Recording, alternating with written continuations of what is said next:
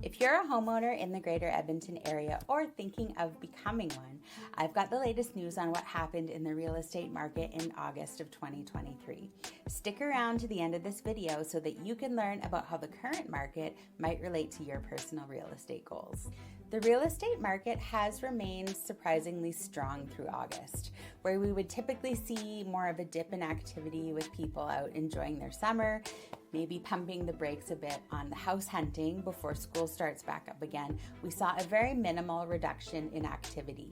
There were 2 months of supply available in the Greater Edmonton Area, which is exactly what we saw in July, which means that we were in a seller's market. To remind you, 4 to 6 months of inventory indicates a balanced market. Less than 4 months is a seller's market, and over 6 months is a buyer's market.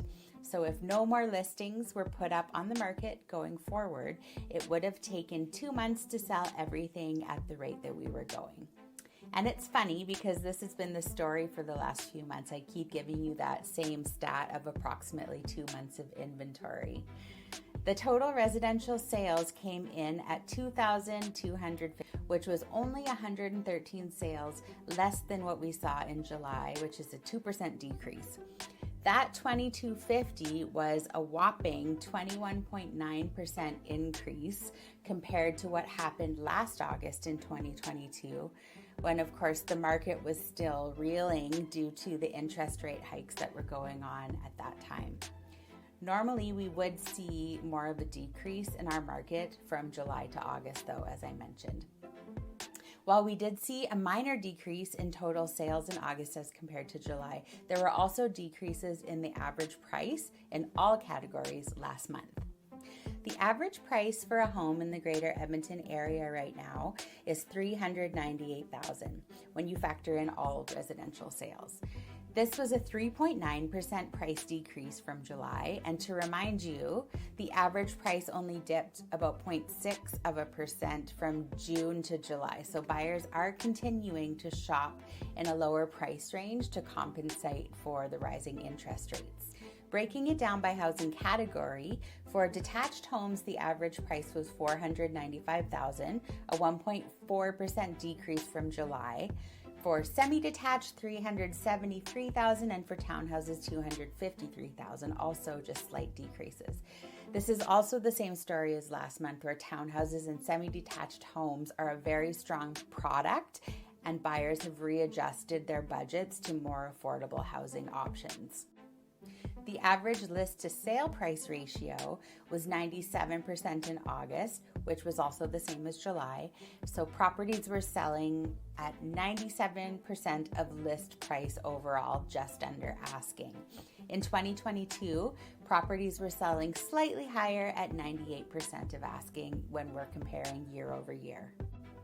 It was taking 46 days on average for a home to sell in August. In July, it was taking about 45 days, so almost identical. Last year in August, houses were selling in about 42 days, so it's still taking slightly longer for properties to sell this year when we compare to 2022, but again, not a very big change.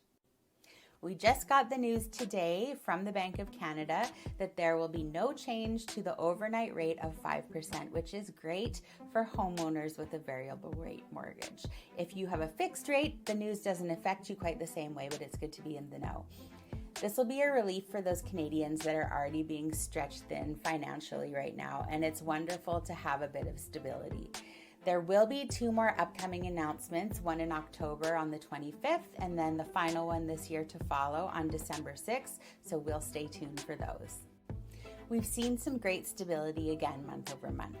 The highest level of activity is happening in the lower price points, like I mentioned, so townhouses, duplexes, as well as older homes under $400,000.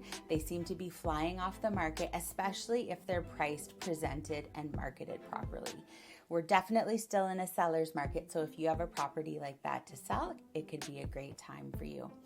To quote the Realtors Association board chair, buyers are sending a clear message that smaller, more affordable properties are what they want right now. Townhouses were the clear winner, selling 50% more units than the same time last year and jumping 23.2% from the previous month.